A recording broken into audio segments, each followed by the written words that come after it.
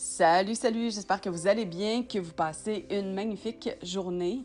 Et puis, aujourd'hui, je vais vous faire un audio un petit peu différent de l'habitude parce que je veux vous partager un rêve que j'ai fait dans les dernières 24 heures qui était assez particulier. Je vais vous épargner les détails qui ne sont pas utiles. Je vais aller à l'essentiel, donc ça va être très court. En fait, j'étais en train de tomber dans un gouffre et dans mon rêve, je me suis dit, je n'ai rien à craindre, je vais simplement invoquer Yahweh, je vais invoquer Dieu, je vais invoquer Yahushua. Donc, je n'étais pas dans la peur. Puis là, je me suis sentie transportée un peu comme à l'époque que j'étais un peu dans l'ésotérisme, tu sais, que j'étais dans le Reiki et tout. Je faisais souvent des voyages astrales que je contrôlais pas, là. C'était hors de mon contrôle. Ça m'a amené un peu dans cet état-là. Là, j'étais pas convaincue, tu sais. Je me disais, ah, qu'est-ce qui se passe? C'est bizarre. Est-ce que c'est normal? Mais compte tenu que j'invoquais Dieu dans ma tête, je me sentais tout à fait en sécurité. Et là, ce qui a été particulier de ce qui est arrivé, c'est que j'ai vu Jésus. Tu sais, le Jésus ou Yahushua, qu'on voit l'image habituelle qu'on voit, qui ressemble entre autres au suaire de Turin et tout le kit, là. Donc, ça ressemblait à ça. Puis là, je m'en allais l'adorer. Tu sais, merveilleux, Yahushua, je t'aime, blablabla. Je m'en allais faire ça. Ben, j'avais commencé à le dire. Puis là, tout à coup, ce qui est arrivé, c'est que le visage de Yahushua, de Jésus, que je voyais de côté, de profil, en fait, euh, mais qui me regardait en face, est apparu comme à l'intérieur de son visage un genre de visage de lézard très bizarre. Là, j'ai fait « OK, qu'est-ce que c'est que ça? » Fait que, c'est ça. Après ça, il est arrivé d'autres affaires, là, mais peu importe. Puis là, je me suis dit, c'est pas Yahushua, c'est pas Jésus, ça. Puis là, dans mon cœur, j'ai invoqué le vrai Jésus. OK? Parce que je savais que c'était quelqu'un qui me trompait finalement. Ce n'était pas réellement Jésus. Fait que voilà, pour le reste, on s'en fout de ce qui est arrivé après. Tout ça pour dire, en fait, quand je me suis réveillée, j'ai trouvé ça assez particulier d'avoir vu comme un visage de lézard ou de serpent ou de dragon, là, peu importe, c'était pas super clair ce que c'était. C'était un reptile, en tout cas. Et puis, il m'est venu en fait un passage dans la Bible que je pense que tout le monde devrait connaître, en fait, qu'on n'en parle pas beaucoup. Fait que je vais vous le lire de la version BYM parce que, bon, c'est directement celle-là que je vais voir tout le temps. Je ne vais plus vraiment voir les autres directement, sauf si je me pose des questions. Par curiosité, je vais aller voir dans les autres versions, puis je le fais souvent, mais directement, je vais tout le temps dans la BYM. Là, oui, OK, on va aller dans Deutéronome. Ah, zut, je ne vois pas Ah oui, OK. Deutéronome, chapitre 4, à partir du verset 15 jusqu'au verset on verra. Je suis précise aujourd'hui, hein? Donc, verset 15. Prenez bien garde à vos âmes, puisque vous n'avez vu aucune image le jour où Yahweh vous a parlé du milieu du feu de Horeb, à Horeb, de peur que vous ne vous corrompiez et que vous vous fassiez une idole, une image de quelque idole, ayant la figure d'un mâle ou d'une femelle, ou la figure d'un animal qui soit sur la terre, ou la figure d'un oiseau ailé qui vole dans les cieux, ou la figure d'un animal qui rampe sur le sol, ou la figure d'un poisson qui soit dans les eaux au-dessous de la terre, de peur que, levant tes yeux vers les cieux et voyant le soleil, la lune, les étoiles, toute l'armée des cieux, tu ne sois banni. Ne te prosterne pas devant eux et ne les sers pas eux, que Yahweh, ton Elohim, a donné en partage à tous les peuples sous tous les cieux. Mais vous, Yahweh vous a pris et vous a fait sortir d'Égypte, du fourneau de fer, afin que vous deveniez le peuple de son héritage comme vous l'êtes aujourd'hui. Voilà. Donc, je reviens au tout départ, au verset 15. Prenez garde à vos âmes, à vos âmes. Donc, il y a une mise en garde ici. Puisque vous n'avez vu aucune image le jour où Yahweh vous a parlé du milieu du feu à Horeb. Donc, Yahweh ne s'est pas manifesté en image, en vision à qui que ce soit. Pourquoi? Verset 16, le pourquoi, de peur que vous ne vous corrompiez et que vous vous fassiez une idole, une image de quelque idole. Puis là, il y a la description de toutes les possibilités des idoles possibles. Tu sais, c'est pour ça que je dis souvent, mais ça, je trouve que c'est le passage le plus parlant dans la Bible concernant l'idolâtrie, que beaucoup, peu importe les religions, oui, on le voit beaucoup dans la religion catholique, mais pas que, l'idée d'avoir une image représentant Dieu, c'est une abomination selon Dieu parce que ça nous amène à nous prosterner devant des choses. Je pourrais nommer plein d'autres versets. Je vais vous en donner quelques-uns dans l'article complémentaire sur le site Internet, là. Vous pourrez aller voir.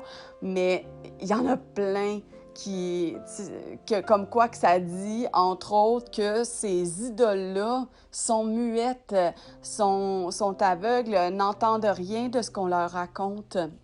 Je vous mettrai des versets dans ce sens-là, en fait. Mais il y a tellement, ça, je le dirai jamais, là, assez. Il y a tellement de passages dans la Bible qui nous met en garde contre l'idolâtrie et les images qu'on se fait quand on a des images de Marie, quand on a des images de Jésus. Puis ça m'a ramené à ça. Je me suis dit, hey, c'est exactement l'image qu'on nous présente tout le temps. Partout, là, tu sais, de Jésus. J'y ai cru sur le coup, j'y ai cru.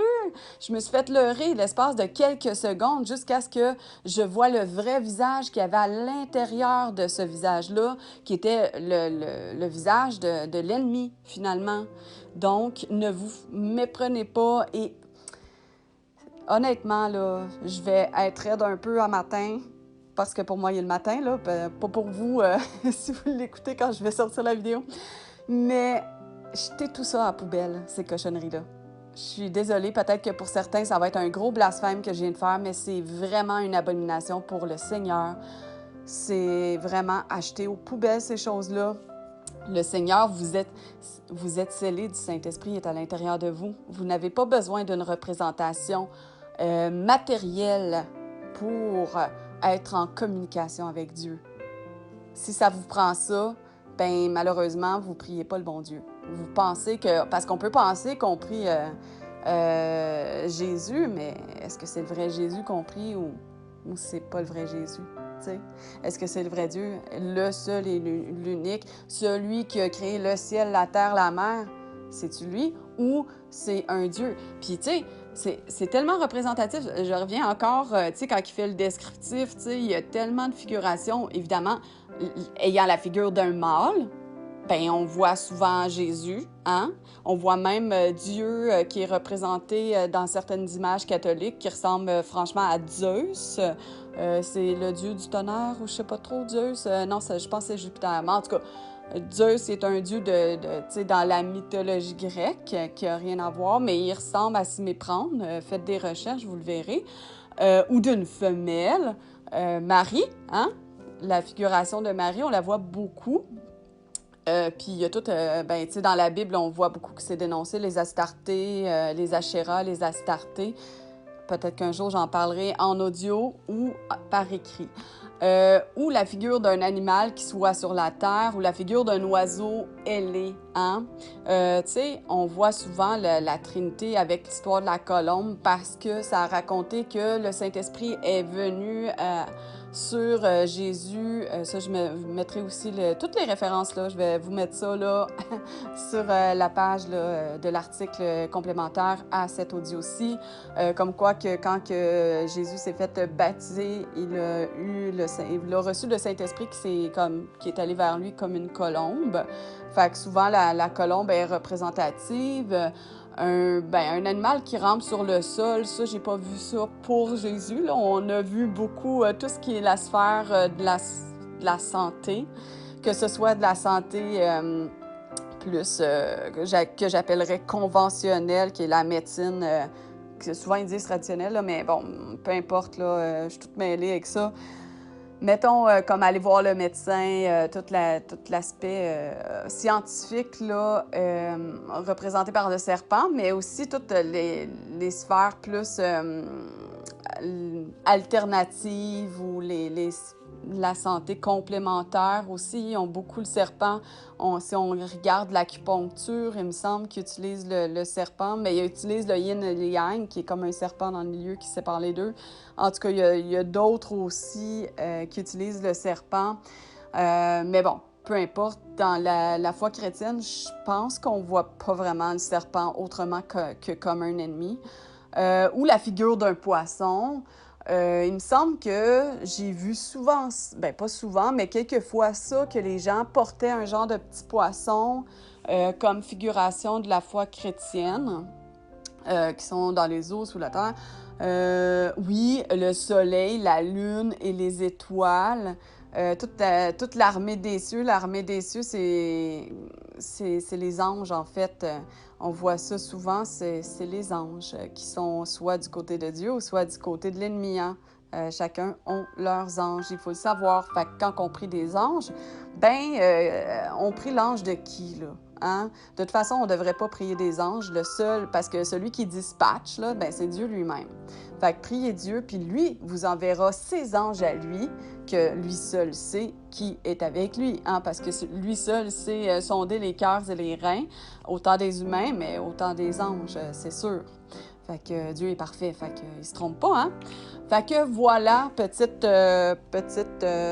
petit témoignage plutôt de mon rêve, puis petite mise en garde surtout contre l'idolâtrie avec les images. Je n'invente rien quand je dis ça. Lisez votre Bible, c'est toujours le seul et unique message que j'ai. Je suis désolée, c'est redondant, mais je le dirai jamais trop. Je vous encourage vraiment à lire la parole par vous-même. Et puis, vous allez voir toutes ces choses-là parce que, en fait, dans la Bible, il est écrit « Mon peuple se meurt ou périt par faute, par manque de connaissance ». C'est pas exactement ça les mots. Je vais vous retrouver ça aussi. Je vais vous le mettre même au tout départ, de l'article. Fait que prenez bien soin de vous, que le Seigneur vous éclaire sur la vérité, la seule et l'unique, au nom de Yeshua. Portez-vous bien et soyez bénis, que vos familles également soient bénies et soient sous le regard bienveillant de Yeshua, de Jésus. Amen. Bye bye.